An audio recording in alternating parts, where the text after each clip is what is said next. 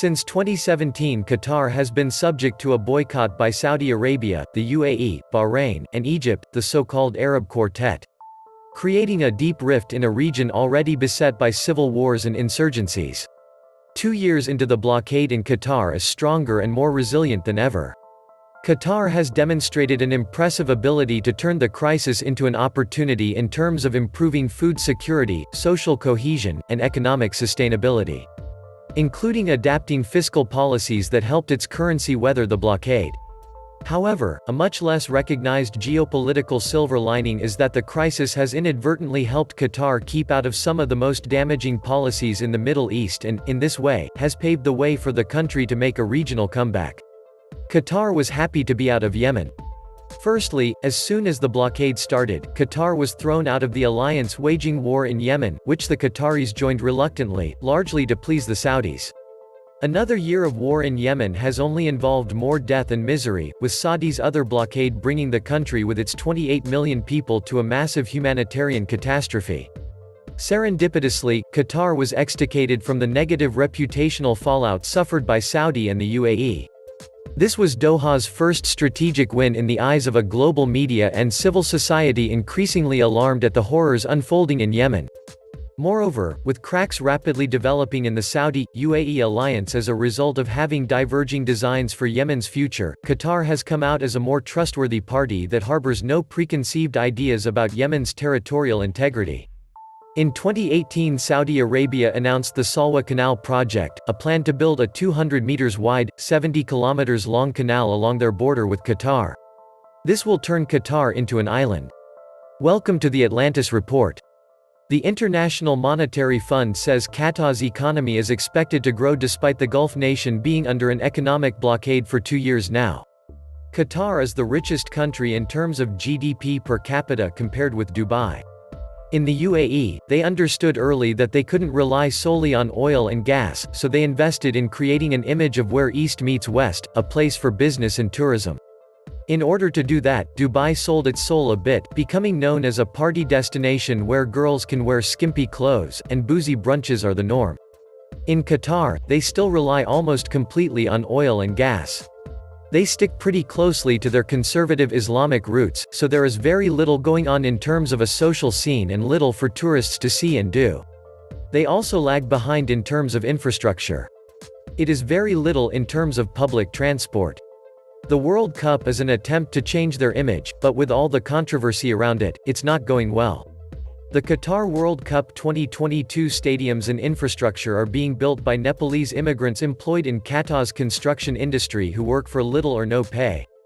Qatar hosts 11,000 American troops at Al Udeid Air Base, the largest U.S. military base in the Middle East. And it recently broke ground on the base's expansion. In the words of Defense Secretary James Mattis, the U.S. enjoys a long-standing defense relationship with Qatar, a strong and valued military partner. Despite all the problems, Qatar is still one of the richest countries in the world and the richest in the Gulf.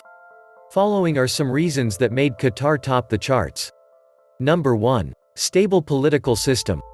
People often underestimate the importance of a stable political system. Unlike many Middle Eastern countries, Qatar has been politically stable ever since its independence.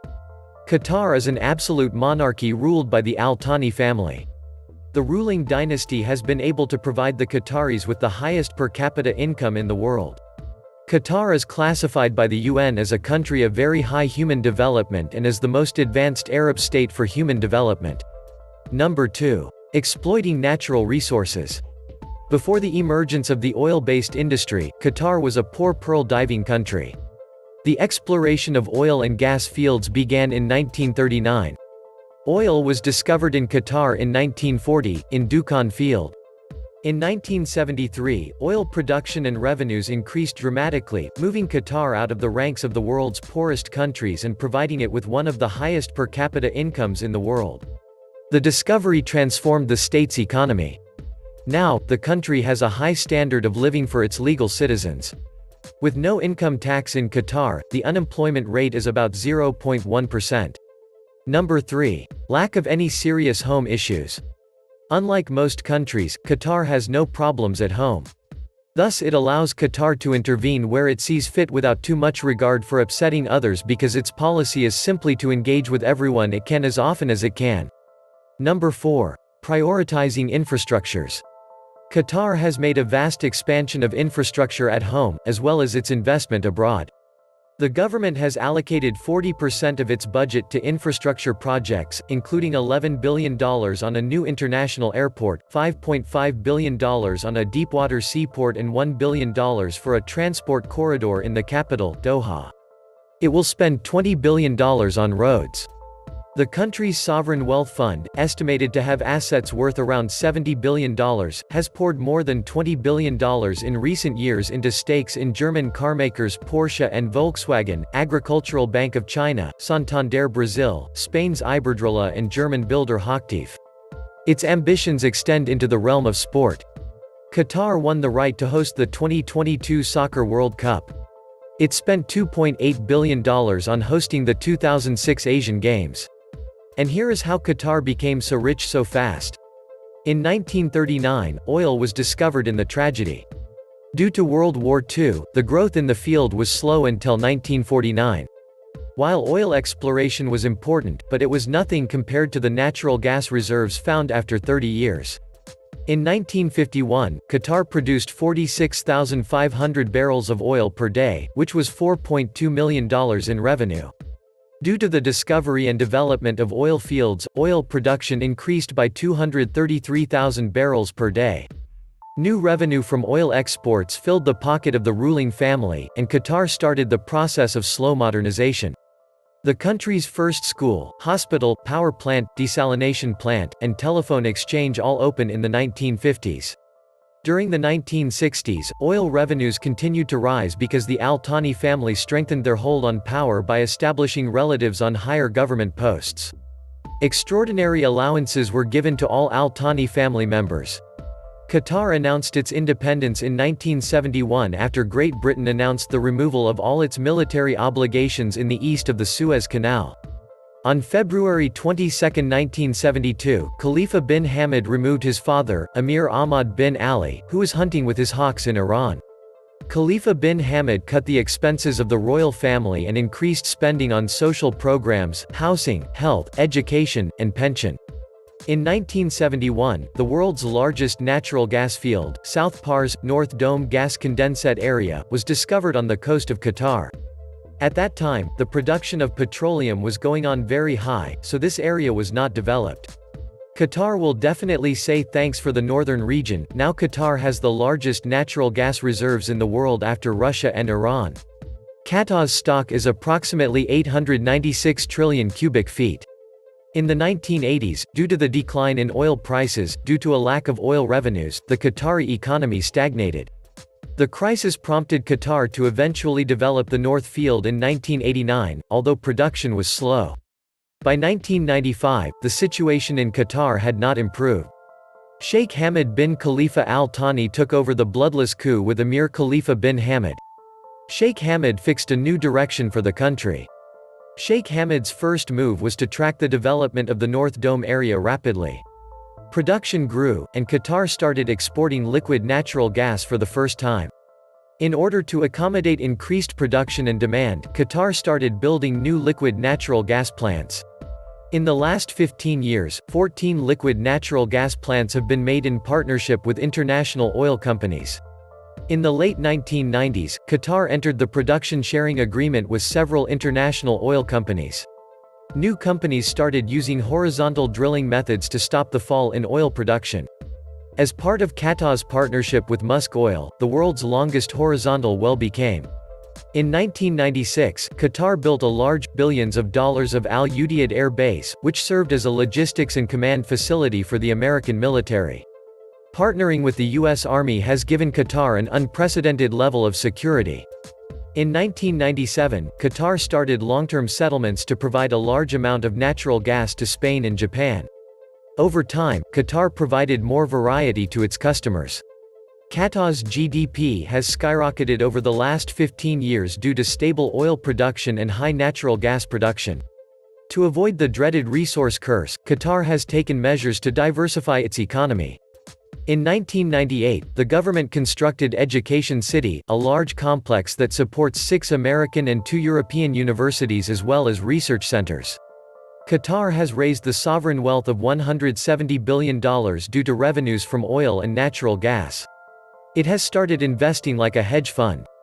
In 2003, Qatar established the Qatar Investment Authority (QIA) to reorganize oil and gas earnings in other income streams. QIA has made huge investments in the majority stake in Barclays Bank, Credit Suisse, Harrods, Porsche, Volkswagen, and Paris Saint-Germain football team. Qatar has become one of the largest holders of real estate in London through QIA. Qatar has a large part of Western Europe's largest skyscraper, as well as Canary Wharf and other parts of the city. Qatar's financial center was built in 2005 to develop Qatar's financial services industry. The country believes that it can become a major financial center for the Gulf states due to its relative stability and large base of capital. Thanks to the North Field, Qatar has the largest natural gas reserves in the world after Russia and Iran. Qatar's reserves are estimated to be 896 trillion cubic feet. The crash of oil prices in the 1980s, along with the emir siphoning off oil revenues, stalled the Qatari economy. The crisis led Qatar finally to develop the North Field in 1989, though even then, production was slow. By 1995, the situation in Qatar had not improved. Sheikh Hamad bin Khalifa Al Thani took the throne in a bloodless coup from Emir Khalifa bin Hamad, while the emir was in Switzerland. Sheikh Hamad set a whole new direction for the country. One of Sheikh Hamad's first moves was to fast-track the development of the North Dome field. Production was ramped up, and Qatar began exporting liquid natural gas for the first time. To accommodate increased production and demand, Qatar began building new liquid natural gas plants. Over the past 15 years, 14 liquid natural gas plants have been built in partnership with international oil companies. In 1997, Qatar began long-term agreements to provide massive amounts of natural gas to Spain and Japan. Over time, Qatar further diversified its clients. Qatar's GDP has skyrocketed over the past 15 years, thanks to steady oil production and high natural gas production. Hoping to avoid the dreaded resource curse, Qatar has taken measures to diversify its economy. In 1998, the government built Education City, a massive campus that supports 6 American and 2 European universities, as well as research centers. In 2006, Qatar passed Indonesia to become the largest exporter of liquid natural gas in the world, with revenues from oil and natural gas amounting to 60% of Qatar's GDP. But more competition was coming, with liquid natural gas production booming in places including the US and Australia. The skyline has changed dramatically in recent years. With a total landmass of 11,580 square kilometers, Qatar is a very small independent nation, which is fully covered by deserts and is situated in the center of the entire Middle East. And, until lesser than a century ago, it was one of the poorest nations in the entire region. It was sparsely populated because of the inhospitable desert lands where the temperature in summers would climb up to over 50 degrees Celsius. Also, back then, it used to be a colony of the United Kingdom.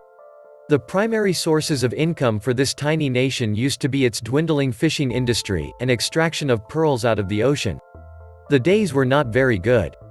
However, then in 1938, its first oil field was discovered, and things began to change but only to a minimal extent. This was so because the oil reserves were not humongous enough to change the prospects of the country. Then, in 1970 something big happened.